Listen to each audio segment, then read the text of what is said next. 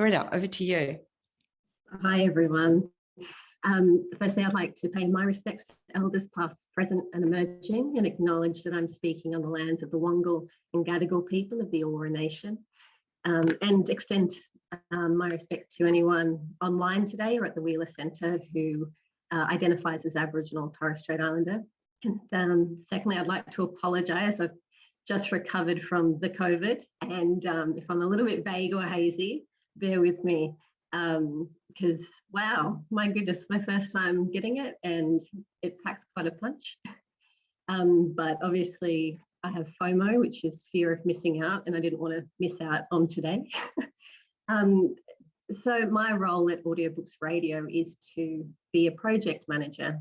So I'm one of the project managers on board, and essentially the role for us is to be the support person to the author. So the way I see it is we take on an author and they're like the director, and they have this vision, and my role is to make their vision come to life. I'm like the runner on set, making sure the project management is smooth, is seamless, and that the timelines are met quite well. So what we'll do is we'll have a weekly meeting, and we will discuss the upcoming books that are coming, and we'll see what are my interests, what are the author interests, what aligns best for what project manager to take on a project. So we try to see who can best support that author.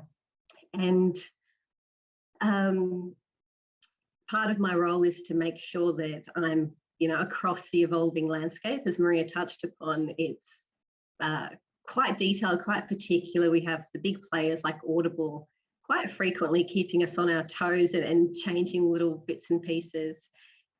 So it's my job to make sure that, I'm across that and looking for any risks or any issues, and making sure that the, the timeline for the author is met.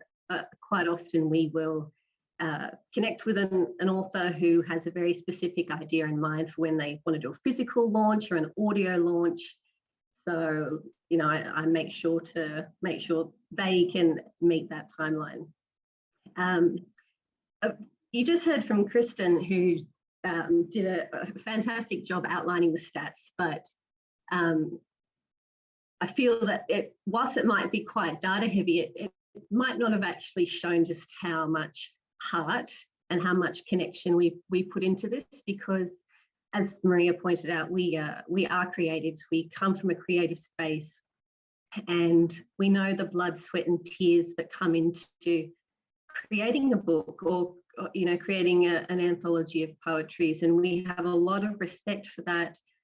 I've noticed in the last couple of years that there are quite a few emerging audiobook companies, and I see them as a little bit of the McDonald's style. They're quick, they're a little bit nasty, and it's quite cold.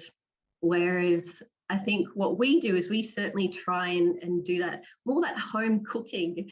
And maybe I'm saying that because the last 2 weeks with COVID, I haven't been able to taste anything, and I'm so dying for like a nice juicy burger or something. But I do feel that we develop those connections, not just with our author, but with our narrators, with our audio engineers, and to give evidence of that.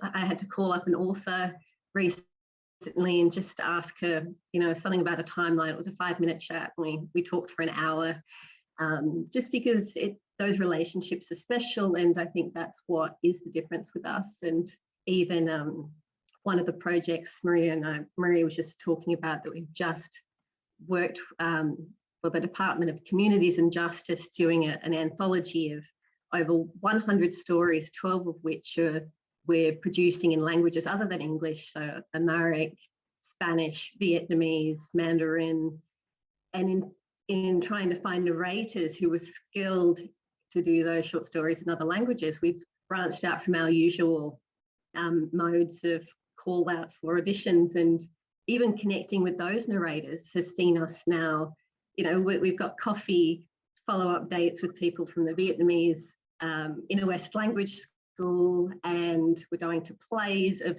narrators, because, you know, they might be actors outside of the audiobooks work that they do with us. So that for me is quite special, and that's why I like working for Audiobooksradio. And just trying to think if there was anything else. Oh, and I will say too that something else I've noticed of late is that there are a lot of authors, especially in the self-published field, who are actually getting preyed upon by operators who see that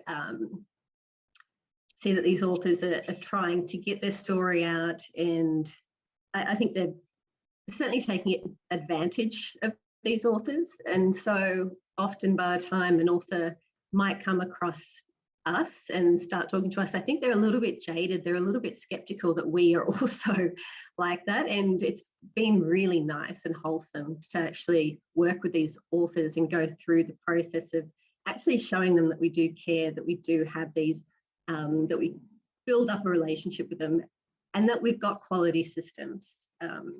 You know, over the last 3 years, we've developed processes that are smooth and seamless. And yeah, I think that's for me. But Maria, have I missed anything? Sorry, I've got COVID. Thank you, Loretta. I was just wanting to highlight a little bit about the work that you've been doing, say with the anthology, which is 100 authors, so 100 different authors. So that really tested some of our systems that we put into play, because we wanted to create a system that was efficient, quick. It made it cost effective. This is all about making a local product cost effective, but also allowed an author to have their input into how that book is going to be, the story is going to be read. Now, we had 100 authors.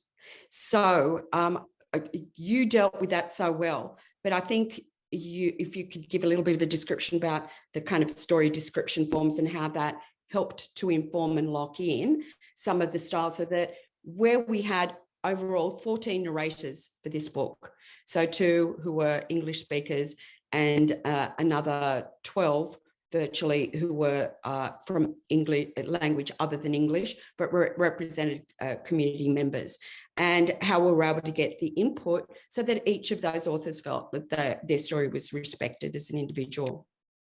Yeah, well, for this project, we have developed the template, which is called the story particulars, where we are able to nail down with the author through a series of questions exactly how they would like to have their story directed, in a way, as I was saying before, the director concept, where, as you said, there's so many authors, 100, and it's not our usual stock standard of dealing directly with an author. Our client in this case was New South Wales state government, so we go through them. And in order to have that connection with the author, we have that form where they can nail down and give us the detail that they want, because even though it's a short story, we still want to elevate it, we still want to celebrate it, and treat it as unique. And so that form is incredibly helpful and has allowed the author to feel like we're doing justice to their story. Yeah, and I suppose this is a nice segue into our next section, which is with our narrator, who is Caroline George, because when the story particulars form kind of is a pretty easy online form. We all use it. It circulates through all of us, particularly to Marty, the audio engineer, who then knows what the tone and the style of either the book or the story is. And of course, the narrator receives that form. I'd like to introduce Caroline George. I'm so excited because Caroline, it sort of has given me a measuring stick. You know, I first worked with Caroline. She was my very first narrator, and we produced an audiobook that was a labour of love. A labour of love, because we went and broke the back of every problem we could possibly come across, and gave me such an intimate understanding. Like, I understood about the writing, I understood about the publishing. We had a print book that was there, and I understood about using a studio because I was a producer myself and an announcer myself, but I didn't understand the difference between that and being a storyteller and being a narrator. So I'm very glad to have Caroline here, who's been my teacher and has informed also a narrator guidelines so that we're able to get, a large span. I don't even know where to start, Caroline. I mean, I think let's go straight for the audition process. Yes. So one of the things that Kristen brought up in her presentation is the quality of narration. Now, first of all, it's all very well to get somebody who's well known, and occasionally we have within our own sphere. We've had some excellent performers who are known. So we've had Paul Capsis and we've had Lex Marinos, we've had Alison Sara, who are people who are staged, people who've worked on stage, worked in film and worked in theatre. And so the value of their name certainly lends. But what I think is happening in the audiobook sphere, and Marty will confirm this, is that people's listening has become more attuned. Whereas before, I think people were kind of like, okay with the quality of the podcast. Now, I think their hearing has become refined. Absolutely. So the audition is absolutely critical to get and embody the shape of the book. And maybe we can use as an example the very first audition you went for, which was for Colleen Ashby's I Can See Clearly Now. Now, Colleen was an amazing person to deal with. She was a referral from Vision Australia. She'd had her book launched by Vision Australia, a person who was vision impaired, but received that condition quite late in her life, in her 50s. Full-blown career, family, complete life change. And she wrote this amazing autobiography about that period that was so encouraging to all of us who were involved in it. But you were one of maybe 20 people who auditioned for that. And I'd just like you to tell us exactly how you approached that task. Well, when I saw the audition pieces, there was quite a few to choose from, and I wasn't sure if you kind of wanted me to do the whole lot. So I did ask, and you said, choose one that actually does speak to you, which was nice, because I think that as an actor, you get that real opportunity to show your best work, or to really kind of perform something that really means something and resonates with you too. So I did find something in that set of pieces, and I thought, well, this is the one that I feel, really quite strong and passionate about. And I actually recorded it in a studio for the first time, my first take, and did that with a friend. And I came home and listened to it, and I thought, oh, this is not quite the emotion that I wanted. And I think I was perhaps in a rush in the studio environment. And I thought, well, I really want to submit something of good quality, but I just, it wasn't gonna happen. And so I actually then went into my closet and recorded something. It was very echoey, but I knew that the emotion was definitely there. Yeah. And later you told us that you looked up Colleen. Yes, that's right. And that's when I really started to get a good understanding of what her personality was like. And I felt when I submitted the audition, I captured that in that moment, even though it was very echoey and very closet-like. The audition was compelling. So we boiled it down to 5 voices for Colleen to have a listen to. And she chose Caroline. And she chose Caroline because she said she was exactly like her. Now, Colleen, this is a self-description from Colleen, is a lady of a certain age. She comes from Perth. She's a large country woman, and she's quite strident. And she was totally convinced that Caroline virtually came from down the street. She said, I don't know if you're ever going to get anyone to capture the type of voice that I have because of all these qualities. And our first Zoom meeting was very interesting because Caroline is definitely none of those things. You're not from Perth, but you absolutely nailed the character. And I think this is, I suppose, the objective of giving you that story is that you get the right voice. And we've had that experience several times now of getting the right voice for that story. And it's more than just narrating a story, as Marty will explain. It's about bringing that story to life. It's almost like giving a different texture to your story or your manuscript. It's not your story being read. It's your story being transformed and translated into a format that is becoming very intimate and very popular, and I think brings it into another realm. I want to talk also a little bit to Caroline and ask her questions about, we had a book, and most books are not written for sound. And I'm wondering if that will actually change in the future, that when people who are editing or copy editing will be looking at a manuscript and going, how's this going to sound? Because increasingly we're getting people who are approaching us who want all three platforms at the same time. So when we approached Colleen's book, which had been edited but not for sound, there were some issues. Definitely. And one of the biggest ones as well, first of all, I mean, there was 12 or 15 chapters. And so it was quite overwhelming when I first did look at it. But then I kind of broke it down into chunks and saw that it was, you know, sort of 8 to 10 pages per chapter, except for one chapter that was 88 pages. And I decided, you know, we kind of thought it through and said, well, we'll leave that one right till the end, because, you know, that was the bit of the scary chapter. But I think, and that actually just tells us about what, and it made sense for the print book, but it didn't make sense perhaps for the audio book. And that's where that editing process really helped, where when we spoke to Colleen and we asked her about that, we sort of said, well, you know, we're not taking it out of the book, but for audio, it perhaps isn't going to translate that well. So that's exactly what, if, you know, if I'm understanding what you're meaning, so we can change it during that process too. There are a couple of really interesting things there. You know, hoping my brain will work with this. So the first thing is that most authors, especially if you've ever had experiences, I think there's people in the chat room who've audiobooked their own books. And what you find is that, you know, you're reading a sentence, it's not written for sound or punctuated for sound. And so it's, oh, is this too long? Should I re-edit it?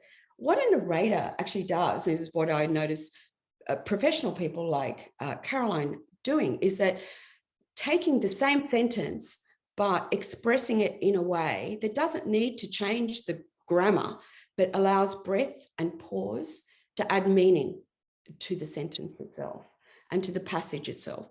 And I've seen, you know, sections that come alive, you know, when they're narrated, which wasn't as evident. You know, there might be other parts of the book that shine in writing, but there are other parts that you think, oh, well, that, you know, they're little kind of plateau periods or whatever. And hearing a good narrator bring it to life. And that's the experience and the training that a narrator has, which is that you're breathing into each sentence and making sense of it. And I think as an actor anyway, and that's what I feel like when I am bringing, you know, I think you have to approach an audiobook like you're approaching a script and telling a story, as opposed to, I think there's a tendency to look at an audiobook and think, well, I've got a script and I don't need to memorize anything, so I just need to read it. But then it comes across as reading. And I think that's the real trick. And I think when I first started, I can hear the difference in how much I developed with the difference between a reading versus actually telling the story from a script perspective and as a performance, as opposed to, as I said, a reading. Yeah, so it's sort of like that little sweet spot in the middle. Yeah, it's not performing, because otherwise it's tiring to the ear. It's not a play, it's a play, but it's still a story. Yes, but it's still a performative quality, as opposed to just reading a book straight out. Yeah, so like you said, so coming through that kind of in that way. And that brings us to the point of, we've built up an audition list. You know, we've got about 100 people who've signed up, who are receiving our call outs. But as Loretta described, we had quite a big challenge more recently. We've reached the end of it. Yes, almost one more language to go. Amharic, I'll never forget it. It's like, I've got almost PTSD about all that. We had to reach out into the community, and that community, the performing community, particularly post-COVID, has changed. So we were reliant at one stage on a particular website that we thought we could reach out. And very often we'd get people from overseas as well. And Caroline helped us sort of reach out into communities more locally and in a more kind of collegiate way with performers Yeah, it's more of an actors network and sort of an in the know. And it's taken me some time, especially as you said, like I've only just recently come back to Sydney. So trying to find the right spots as opposed to, and just kind of, weeding out some of the other ones where you kind of think, well, that's not really where I fit in, potentially. Yeah. So yes, but it has been a bit of a trial and error. But I think I've also found some of the groups that help me to get the good jobs, and ones that you can trust. So, and there are also, when you're choosing a voice, if you're going to go that way, then it's also about looking at who your market is going to be. So recently we had, a wonderful novel that we're just finishing off now, Songforge, and it's a speculative fiction in a, kind of created world. It's not a future world. And there are different types of beings, and there are warrior classes. Now, this was the first time also that we were given the notion by the author that they would like possibly a non-binary voice, and they were definitely wanting a global market. So in the end, we were able to present a number of voices, all he and his family. And it does become a family event if you're in a family group of some kind, where, everyone gets to hear the voices and going, what is it that would bring this, is the perfect voice for this book? In the end, we did choose someone who was a female sounding person, younger, and also who was born in Hong Kong and raised in an American school. So she had that really sweet transcontinental, transatlantic type voice that will do really beautifully for that novel and the ambitions of the author. So these are sort of like the areas that I think you can explore in your own mind when you're looking at the possibility of having a book audiobooked. And now, have we got anything else, or should we move on to engineering? I think, yeah. Oh, maybe one last thing, and that's about timing. So I was speaking with my colleague, Dave Stokes. Dave, I hope you're out there. He runs a lovely business that's called Author to Audio, and he deals directly with authors.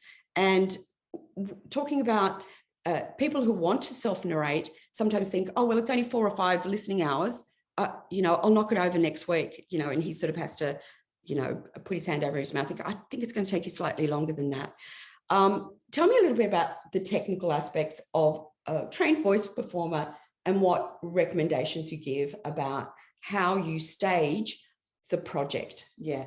And I think that's something that has been a trial and error moment as well. You look at a book that you've got to narrate, and you sort of think, well, I want to get this done, as efficiently as possible. And then what you find quite quickly is that your voice isn't going to kind of reach that level in line with your ambition. They just don't quite meet. And what I did find personally was that 1 to 2 hours is that sweet spot. If you start to go further than that, you can automatically just hear it. And even though I think that I'm getting through it, you can see it. You can actually, at that 1 hour mark, you can like hear the tone quality just completely deteriorate. Yeah. So, and it just works in the same thing as performance as well. I mean, I've just come out of doing a play for 14 nights, and it's a 90-minute play. Obviously, I'm not on stage for the 90 minutes, but that's about the maximum that I think a voice can take and keep it fresh as well. Yeah. So it's those are sort of like all these elements, and there's also a thing about time of day.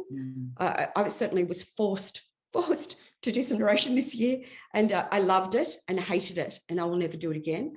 And it was exactly as you say, that once you start to get tired, there is nowhere to hide in good quality audio, and that's what we're dealing with that. Like when your face is tired, you can put the makeup on, but you can't do that. You can't do Absolutely not.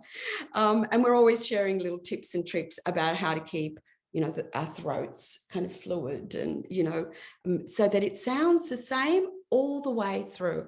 And there's also seasonality. So you can't let a book go for too long, because even with the seasons or the time of day, your voice is actually pitching differently. And there's only so much magic that Marty can do.